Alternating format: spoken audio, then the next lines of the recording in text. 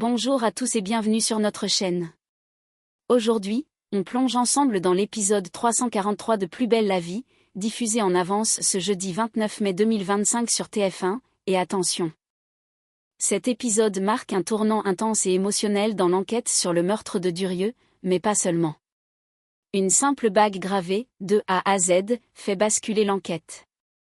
Boé sent que ce bijou n'est pas un détail, mais une pièce centrale, un symbole fort, peut-être même un message du tueur. De son côté, Ariane vacille, rattrapée par une nuit trouble qu'elle préférerait oublier. Et si ce secret risquait de tout faire exploser? Pendant ce temps, Morgane recueille le témoignage bouleversant d'une ancienne assistante de Durieux. Ce qu'elle révèle est glaçant: manipulation, harcèlement moral, dépression. L'image de la victime s'effondre, laissant place à un prédateur. Chaque mot de cette femme abîmée pèse lourd et fait l'effet d'une nouvelle onde de choc. Et au cœur de Marseille, des destins s'entrelacent. Barbara et Louis se retrouvent dans une étreinte brûlante sur le quai d'une gare, mais un doute plane déjà. Car bientôt, Louis est convoqué en secret par Ariane, qui lui demande une faveur risquée. Mentir pour elle. Pourquoi? Qu'a-t-elle à cacher cette fameuse nuit? À tout cela s'ajoute la colère explosive de Jules, la plainte déposée contre lui et Chloé, la crise du logement marseillais. Et un rebondissement final, Zoé identifiée comme l'acheteuse de la fameuse bague. Idriss la fixe, figée, tandis que les soupçons se resserrent. Dans cet épisode haletant, secret, mensonge, passion et révélation s'entrechoquent, menaçant d'entraîner chacun dans une spirale incontrôlable. Alors, qui dit vrai? Qui ment? Et jusqu'où les personnages sont-ils prêts à aller pour protéger leur vérité? Restez avec nous pour analyser chaque détail de cet épisode explosif. C'est parti! Au commissariat du Mistral, l'atmosphère est tendue. Boé tient entre ses doigts la petite bague retrouvée sur les lieux du crime de Durieux. Il la fait tourner lentement, concentré, absorbé. Sur le métal, une gravure fine attire toute son attention, de A à Z, encadrée d'un petit cœur discret. C'est pas un bijou comme les autres, murmure-t-il, plus pour lui-même que pour les autres. Ariane, en retrait, observe son collègue avec nervosité. Elle croise les bras, visiblement mal à l'aise. Cette bague, elle me fiche la trouille, Boé. Mais lui, au contraire, semble plus déterminé que jamais. Son regard se durcit, il s'approche du tableau d'enquête, fixe les photos, les pistes, les croquis. Cette inscription, de A à Z, c'est pas un hasard, dit-il d'un ton convaincu. Il y a un lien affectif là-dedans. Un message. Un symbole. Et j'en suis sûre, c'est la clé. C'est elle qui va nous mener au tueur de Durieux. Ariane reste silencieuse un instant, déstabilisée par l'intensité de Boé. Mais au fond, elle sait qu'il a souvent raison quand son instinct s'emballe ainsi. Même si cette fois, ce bijou porte peut-être plus qu'un simple indice, peut-être aussi un avertissement. Dans une salle d'audition feutrée du commissariat, Morgane s'installe en face d'une femme à l'allure discrète. Les mains croisées sur ses genoux, la voix à peine audible. C'est une ancienne assistante de Durieux. Elle a accepté de parler, mais tout dans son corps trahit la tension. Son dos droit comme un piquet, ses doigts qui tremblent légèrement, son regard fuyant. Morgane prend la parole avec douceur, sans la brusquer. Prenez votre temps. Ce que vous avez à dire peut vraiment compter. La femme inspire, longuement, puis commence, la voix brisée mais déterminée. Au début, tout allait bien. Il était charmeur. Gentil. Puis les choses ont changé. Quand j'ai commencé à refuser ses avances, il est devenu agressif. Elle marque une pause, lutte contre les souvenirs qui remontent comme des coups de poignard. C'était humiliation sur humiliation. Devant les collègues. En privé. Il me rabaissait, me ridiculisait. Il trouvait toujours une manière de me punir. Morgane l'écoute en silence. Le cœur serré, notant chaque mot, chaque blessure racontée. J'ai fini par sombrer. Je ne dormais plus.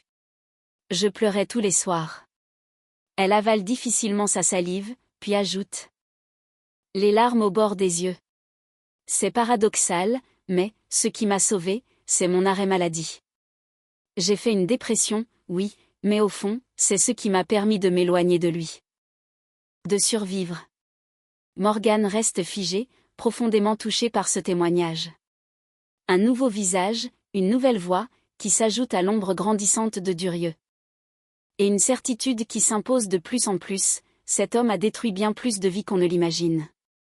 Le train file à grande vitesse vers Marseille, emportant avec lui le tumulte intérieur de Barbara. Assise près de la fenêtre, elle regarde le paysage défiler, le cœur battant, les mains moites d'impatience. Dans quelques heures, elle retrouvera Louis. Son Louis. Et rien que cette pensée suffit à faire monter un sourire timide sur son visage. À Marseille, de l'autre côté du trajet, Louis fait les 100 pas devant la gare. Son portable entre les mains, il vérifie l'heure pour la 5e fois en 10 minutes. Il a beau se répéter que tout ira bien, son estomac est noué. Il appréhende. L'émotion est trop forte. Trop vive. Respire, Louis, respire. Souffle-t-il à lui-même. Zoé l'observe, amusée mais touchée. Elle pose une main sur son bras, le force à s'arrêter. Et, tout va bien se passer. T'es prêt, elle aussi. C'est le bon moment. Louis hoche la tête sans répondre, incapable de calmer l'ouragan qui gronde en lui. Et puis enfin, le train entre en gare. Barbara descend. La valise à la main, le regard qui cherche instinctivement celui de Louis. Leurs yeux se croisent.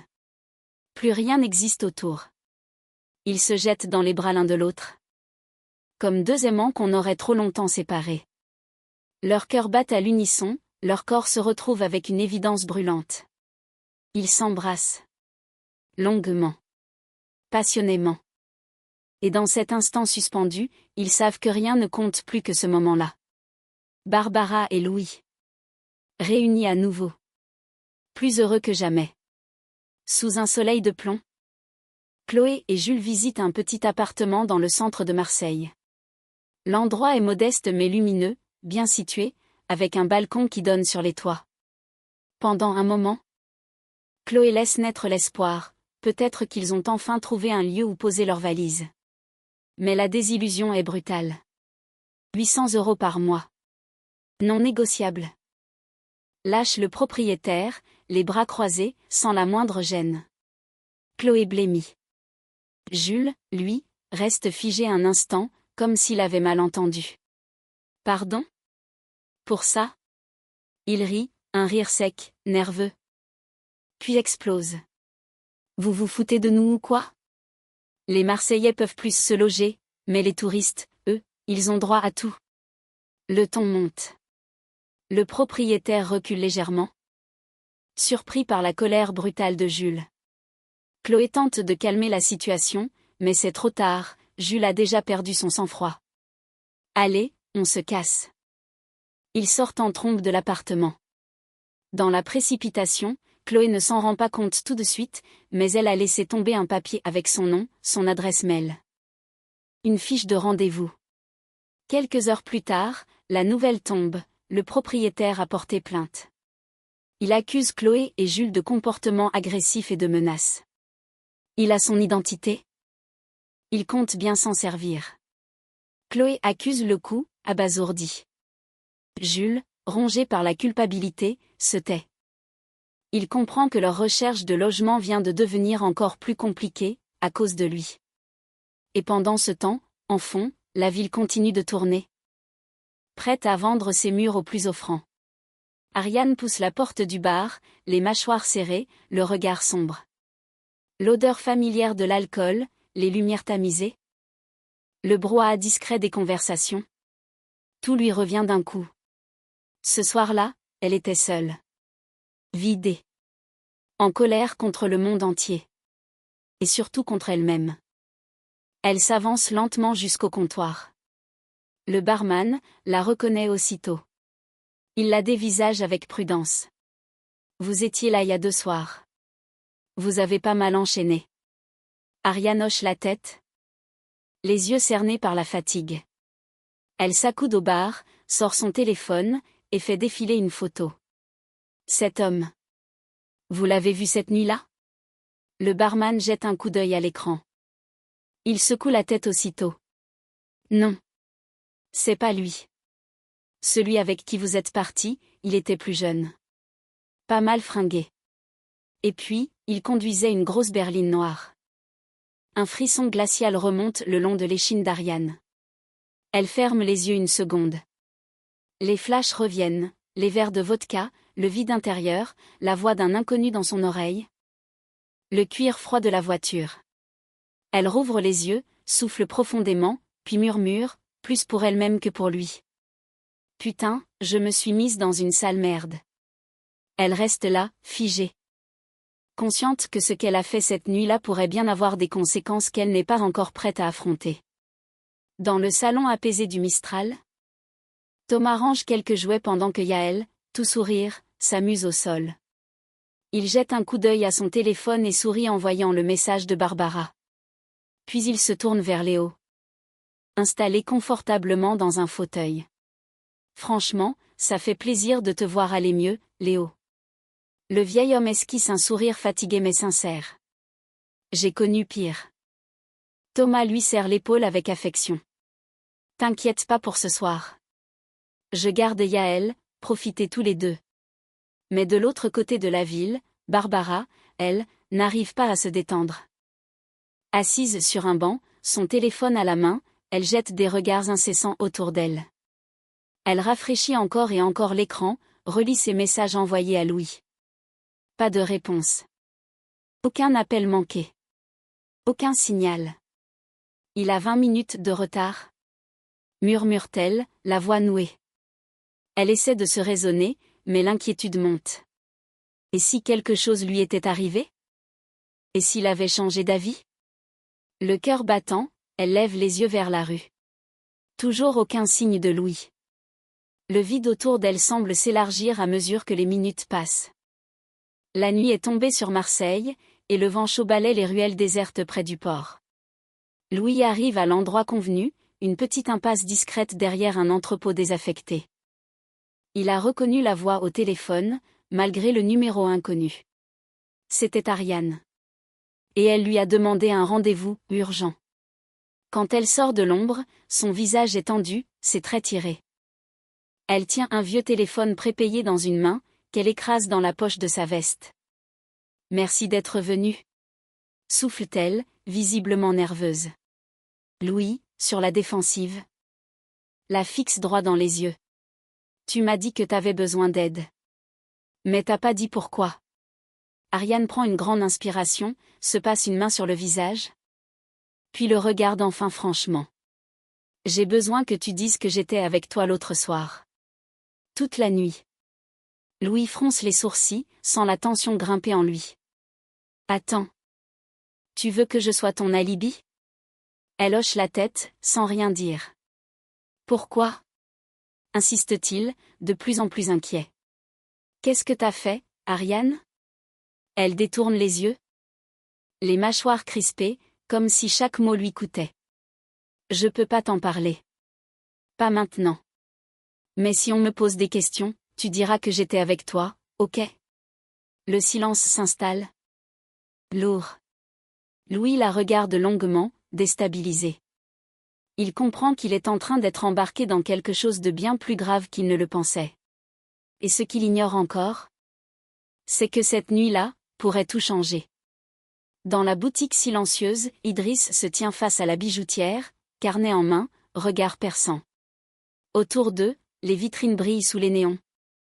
Comme si rien d'anormal ne s'était jamais passé ici. Mais l'enquête avance, et chaque détail compte. Vous vous souvenez de cette bague? Gravée de A à Z, avec un petit cœur. Demande Idriss en lui montrant une photo. La bijoutière penche la tête, plisse les yeux. Oui, je me souviens très bien. Une jolie pièce, très romantique. Elle réfléchit quelques secondes. Puis ajoute.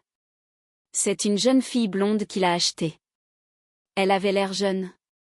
Peut-être lycéenne. Elle était seule, demande Idriss. Oui. Elle n'a rien dit de particulier. Juste qu'elle voulait un bijou pour un cadeau. Idriss note, concentré. Puis, comme par hasard, la porte de la boutique s'ouvre doucement. Une silhouette familière entre. Zoé. La bijoutière lève les yeux, et son expression change instantanément. Elle se fige, puis pointe la jeune fille du doigt, stupéfaite. C'est elle. C'est elle qui a acheté la bague. J'en suis certaine. Le regard d'Idriss se lève lentement vers Zoé, soudain glacé. Le cœur de la jeune fille rate un battement. Le fil de l'enquête vient peut-être de se tendre dangereusement autour d'elle. Et voilà, les amis, cet épisode 343 de Plus belle la vie nous a offert un concentré de tension, de révélation et de bouleversement psychologique.